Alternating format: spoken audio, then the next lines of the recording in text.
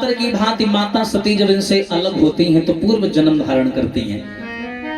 मृत्यु लोक में आई पर्वतों के जो राजा हैं महाराज हिमांचल, इनकी पत्नी का नाम है मैना, यथा नामो तथो गुणा। देखिए मैना का कितना सुंदर नाम है भैया, मैना, जिसके अंदर मैं है ही नहीं। मैना मैना करती है पिंजड़े में पाली जाती है,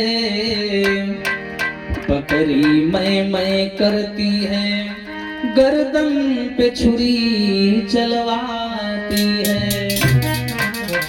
मैना, मैं है ही नहीं उनके अंदर।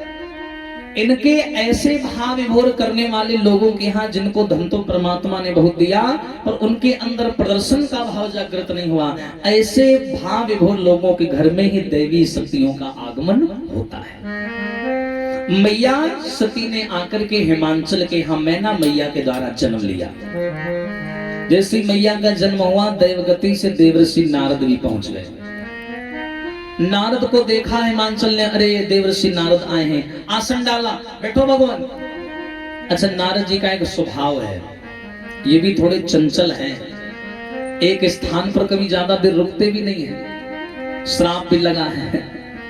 और दूसरी बात ये है कि नारद जी की एक मित्रता का और व्यवहार का एक शब्द बड़ा भैया प्रसिद्ध है, क्या?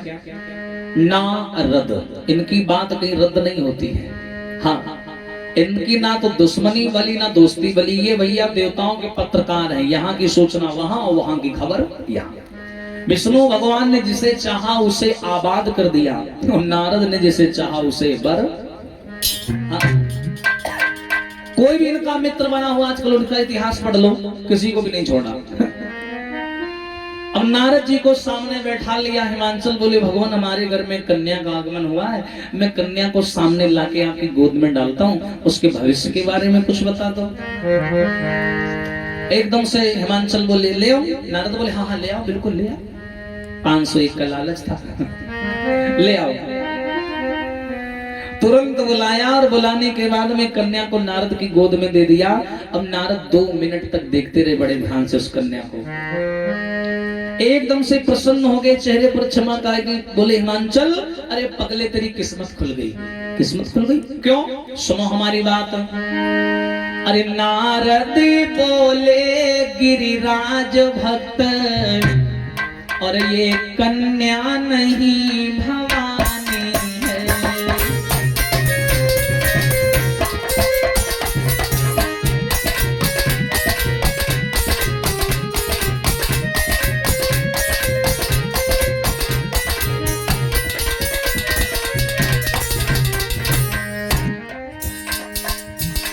नारद बोले, गिरिराज भक्त,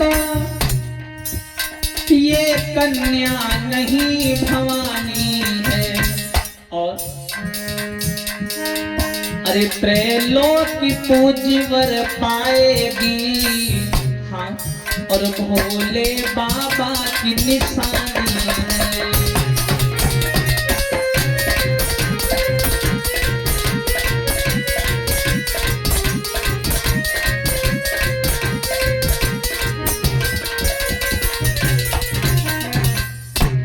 जवाब दिया है, सुनो नारद। अरे हिमांचल, पगले तेरी किस्मत खुल गई। एक कन्या नहीं, साक्षात भवानी का अवतार है और तेरे घर में मान के चल भवानी आई है। अरे अब तो हिमांचल बड़े प्रसन्न हो गए, बड़े खुश हो गए। बोले, अब तो हमारी किस्मत बदल गई, जय हो। अच्छा महाराज, एक बात बताओ, अब तुमने बता तो दिया कि बिटिया भवानी का अवतार है। मैया मैना पीछे से आ गई, बोली, बाबा इतना और बता दो कि हमारी कन्या का विवाह कहाँ होगा। नारद जी बोले, सब कुछ पूछ ले बच्चे की ना पूछो। बोले, क्यों? लड़का ज्यादा सुंदर है। बोला, अरे पूछो, लड़का ऐसा है कि उसके जैसा दुनिया में कोई होगा भी नहीं। अरे वाह, सरकारी नौकरी है। हाँ ऐसे ही समझ ले। अरे तो जल्दी नाम बताओ, जल्दी नाम बताओ। बोले, नाम आप उदास हो जाओगी। ऐसा क्यों? तो मैं झूठ भी नहीं बोलूंगा।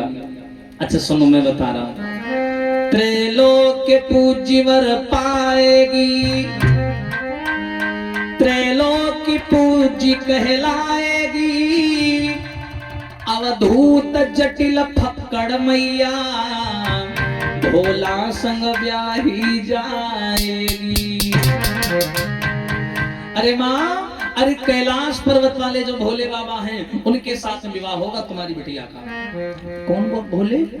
कैलाश पर्वत वाले। अच्छा, आपने ये कैलाश पर्वत वाले, हाँ हाँ हाँ, वही तो नहीं जो नंदी पर बैठ करके चलता है और गले में सांप है, नाग है। हाँ हाँ, सही कहा सही कहा, वही वही वही।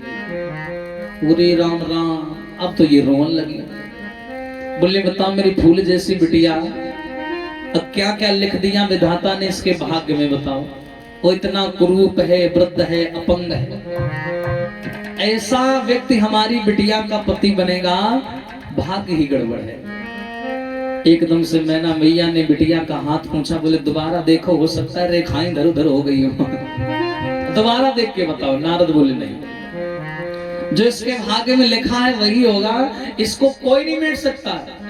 बस हाँ, एक आदमी है, भावी हूं मेटी सकही त्रिपुरारी। एक आदमी है जो भगवान का लिखा भी मेट सकता है, और वो है भोले बाबा। उनके अलावा कोई विधाता का लिखा मेट नहीं सकता। ये कन्या जन्म जन्मांतर में हर बार भोले बाबा का ही चयन करती है। और सुनो, जब ये बड़ी हो जाए ना तो इनको तपस्या करने के लिए भोले बाबा की जंगल में भेज देना। और मैं पहले ही बता चुका हूँ, भवानी है, और गुस्सा आ गई बनेगी रात में भवानी तो भागी भागी घूमे हो तुम। इसलिए मैं पहले ही तुम्हें सावधान किए जा रहा हूँ। अब मैना मैया तो उदास हो गई, नारद जी चले गए, और जैसे तैसे इनका समय कटने लगा। सने सने समय बीता और नाम रख गए हैं गिरिजा। गिरिजा जब कुछ बड़ी हुई हैं, एक बार एक ब्राह्मण देवता दरवाजे से निकले और भोले बाबा का यश गान करते हुए, और जैसे उस यश गान की आवाज इनके कान में पड़ी, सो धुनी पड़ी गिरिजा के करना।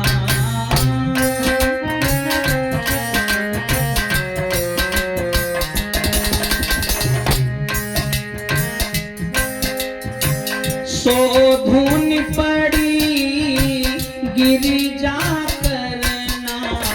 और भैया तब सो प्रीत,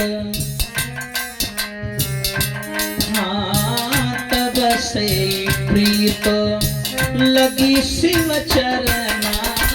तब से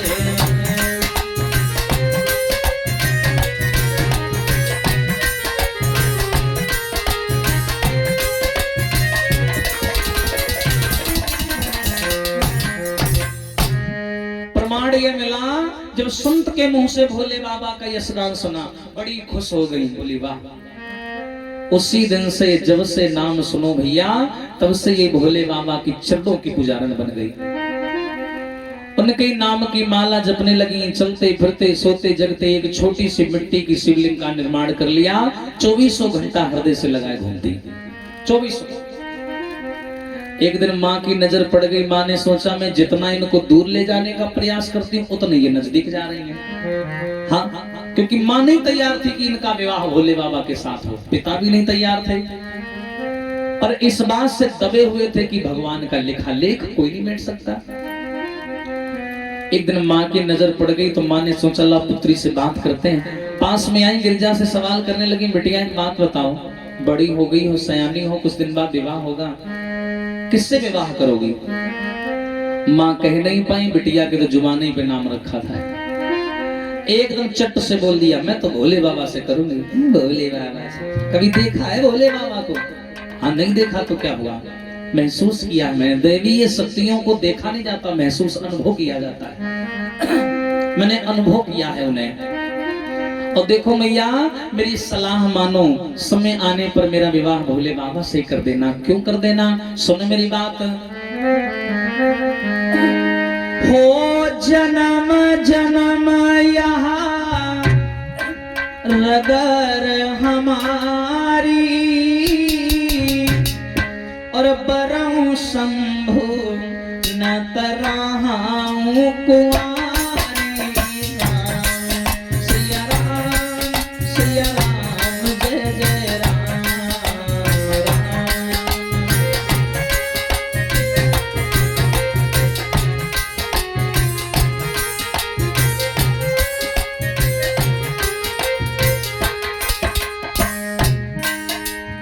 कितनी बढ़िया बात कह दी। हो जन्म जन्म यहाँ रगर हमारी, बरऊ शंभो न तराहूं कुंवारी।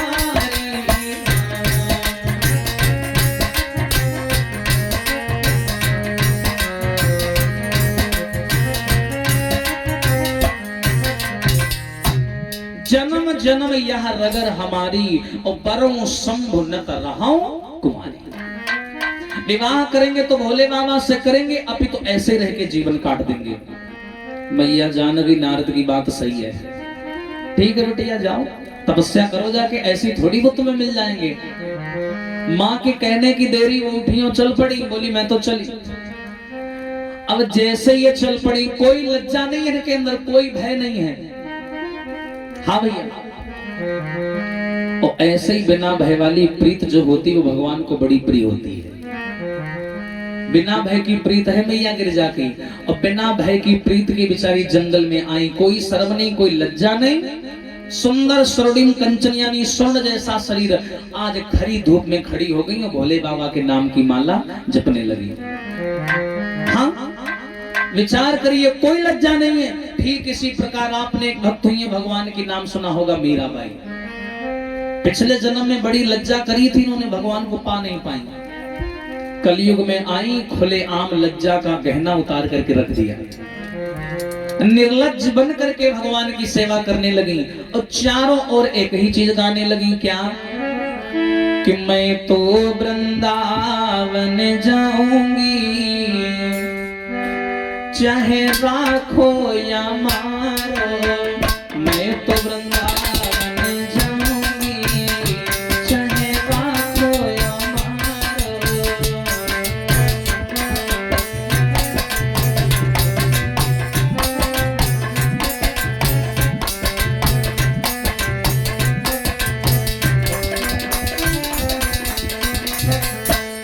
ताली बजा के बोले सभी लोग भाव से जय हो। कहती है मीराबाई क्या, अरे मैं तो वृंदावन जाऊंगी, चाहे राखो या मारो, मैं तो वृंदावन जाऊंगी।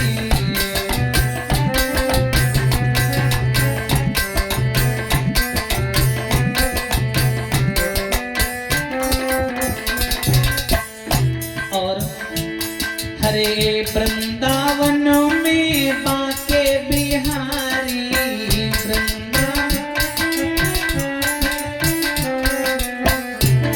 अरे वृंदावन में बाके बिहारी,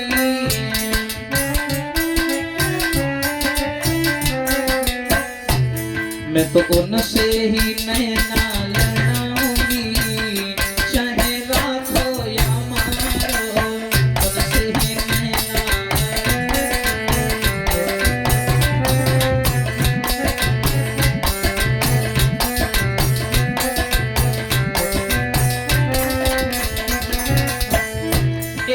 मैं तो वृंदावन जाऊंगी, चाहे राखो या मारो, मैं तो वृंदावन। जय हो।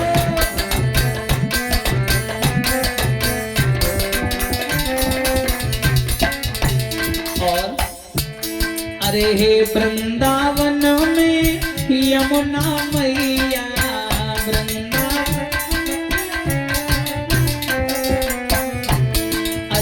वृंदावन में यमुना मैया, वृंदावन। और मैं तो उस ही में गोता लगाऊंगी। ताली बजा के ऊंचे हाथ करके सभी लोग जय हो। मैं बाई में गोता लगाऊंगी, चाहे राखो या मारो, बाई में गोता लगाऊंगी।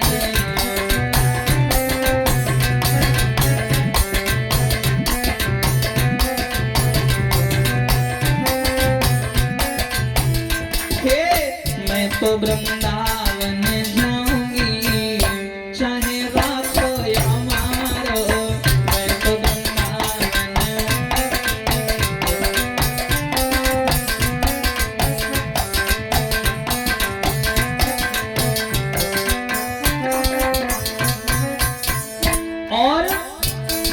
कहती थी मेरा भाई क्या, अरे धन दौलत सब तुम्हें मुबारक, धन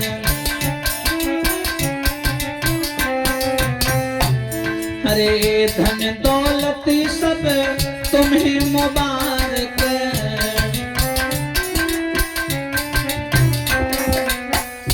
तेरे द्वारे कभू नहीं आऊंगी, चाहे राखो या मारो।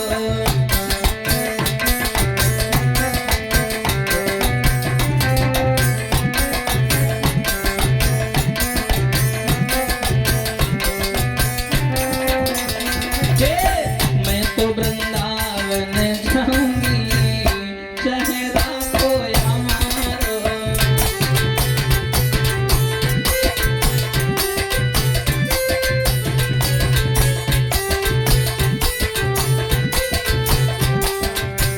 चाहे राखो या मारो। ठीक उसी प्रकार गिरिजा का भाव बन गया। गिरिजा ने कहा अब मैं उनको भी पाके रहूंगी। जंगल में आई और आकर के भगवान का भजन करने लगी। और जब भगवान का भजन करने लगी तो देर नहीं लगाई। बताते हैं उसी युग में हुआ एक ताड़कासुर नाम का राक्षस, जिसने अपने आतंक के द्वारा सबको परेशान कर रखा था, सबको दुखी कर रहा था। और इसका एक ही काम था, छोटे छोटे नाबालिग बच्चों का अपहरण करना और उन्हें मार करके खाना और अपने साथियों को खिलाना। सब लोग बड़े परेशान। पृथ्वी मैया ब्रह्मा जी के पास शिकायत लेकर आई। ब्रह्मा जी ने कहा मैं क्या कर सकता हूँ, एक तो इसको ऐसा वरदान प्राप्त है, इसको वही मार पाएगा जो भोले बाबा के अंश से पैदा हुआ होगा, वरना कोई नहीं मार सकता। अब तो देवताओं के लिए बड़ी समस्या खड़ी होगी। देवता बोले बताओ भोले बाबा के अंश से लड़का कहां से आए, वे तो कुंवारे बैठे, अब क्या करें। एक बोला भैया चलो समाधि में बैठे, भोले बाबा की समाधि डिगाओ और डिगाने के बाद में उनकी शादी करवाओ। दूसरा कहने लगा पागल हो, भोले बाबा को समाधि से डिगाना यानी मधुमक्खी के छत्ते में हाथ देना, ऐसा है किसी अपनी जान नहीं प्यारी है, कौन जाएगा समाधि डिगाने। सब लोग तो शांत हो गए। वहीं खड़ा था कामदेव, बड़ा अभिमानी था, बोला मैं जाऊंगा। देवताओं ने थोड़ा पानी पे रख दिया। हाँ हाँ भैया आप जाओ, आपकी बातें अलग है, आप ही ये काम कर सकते हो, वरना और कोई कर भी नहीं पाएगा, हम लोग तो बेकार हैं। प्यारे यही सावधान हो जाना, प्रशंसा विनाश का कारण होती है। कोई आदमी हद से ज्यादा प्रशंसा तुम्हारी मुख पर कर रहा है तो उससे सावधान हो जाना। प्रशंसा हमेशा विनाश का कारण होती है। एक माता पिता की प्रशंसा होती है जिसमें कोई भी दुख शामिल नहीं होता, निस्वार्थ प्रशंसा होती है, वरना अन्य व्यक्ति अगर प्रशंसा करे तो समझ लो कोई ना कोई स्वार्थ है। एक कामदेव बोला कि मैं जाऊंगा, देवता बोले हाँ हाँ तुम जाओ, वोटर लिस्ट से अलग हो, मर भी जाओगे तो कोई गम नहीं है, चले जाओ। अब ये कामदेव आया और आने के बाद कैलाश पर्वत पर इसने क्या किया, पहला काम इसका सुनिए। यहाँ के वातावरण को बदला, पहाड़ हैं, पत्थर हैं, जंगली झाड़ियां हैं, इसने इस जगह को सुंदर बनाया। क्या किया, काम ने वहां जाते जाते अपनी माया दिखला डाली, पीहड़ में उपवन खिला दिया, ग्रीष्म की वसंत बना डाली। इसने क्या किया, सुंदर सुंदर फूल खिलाए ताकि फूलों की खुशबू भोले बाबा को मिले और उनका चित्त भंग हो जाए, आंखें खुल जाएं। पर ये कार्य उसका विफल हो गया, आंखें नहीं खुली। तब ये थोड़ा सीरियस हो गया, एक पेड़ पर छुप गया और इसने इसके पास में 5 कुसुम बाण थे, 5। इसने 5 कुसुम बाण धनुष पर चढ़ाए और चढ़ाने के बाद में क्या किया, धनुवे पर रख कर कुसुम बाण और मारा निशान त्रिपुरारी के, बाण के साथ छूट गया ध्यान और खुल गए नैन त्रिपुरारी के।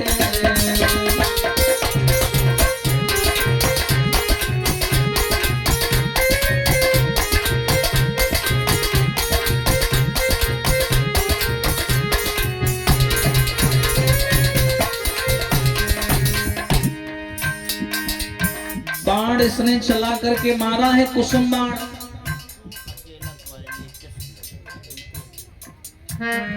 और ये ऋतु अकेला, इक्यावन सादर सुमन भेंट हो रही है आशीर्वाद की कामना। धनुवे पर रख कर कुसुम बाण और मारा निशान त्रिपुरारी के, बाण के साथ छूट गया ध्यान, खुल गए नेत्र त्रिपुरारी के।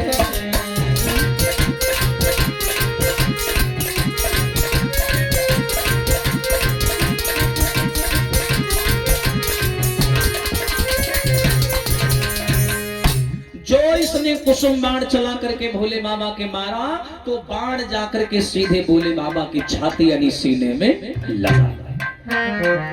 कोई आदमी गहरी नींद में सो रहा हो और ध्यान में बैठा हो तो शास्त्र और साइंस दोनों कहते हैं कि ऐसे आदमी को अचानक छेड़ना नहीं चाहिए। साइंस तो ये कहता है कि हार्ट अटैक आ जाता है, कोई सो रहा हो एकदम उठा दो। हाँ, धर्मशास्त्र कहते हैं कोई आदमी अगर ध्यान में तल्लीन है तो उसे मत जगाओ, क्योंकि सोते समय जब वो गहरी निद्रा में होता है तो इंद्रियां कर्मेंद्रियां सब शांत होती हैं, एकाग्र होती हैं। लेकिन जब वो अचानक उठता है तो इंद्रियां और कर्मेंद्रियां एक साथ कार्य करना शुरू कर देती हैं, जिससे दिमागी कमजोरी भी हो सकती है, क्रोध भी आ सकता है, तमाम चीजें होती हैं। इसने क्या किया, बाण मारा, भोले बाबा के बाण लगा, दोनों नेत्र खुल गए और जैसे दोनों नेत्र खुले तो दोनों नेत्रों के साथ साथ वो तीसरा विनाशकारी नेत्र भी खुल गया जो माथे पर था। जैसी तीसरी आंख खुली, आंख से ज्वालामुखी जैसी आग निकली और सामने खड़ा कामदेव पेड़ सहित जल करके भस्म हो गया। बोलिए शंकर भगवान की।